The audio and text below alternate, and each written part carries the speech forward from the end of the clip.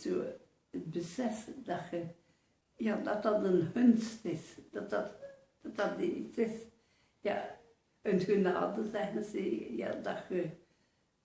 eigenlijk zo leven mag en moet leiden. Moet, dat is, ja, dat is voor mij eigenlijk nog niet zo'n ding. Maar nu, ik moet zeggen, ik jeun me hier maar als ik voel dat ik zou echt moeten meer geholpen worden, dan zoek ik vooral naar zeer. Ja, laat het niet te lang duren, dat ik er niet ten laste van, maar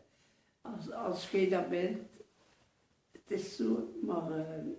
ik zou liever hebben dat ik dan mag komen en dat ik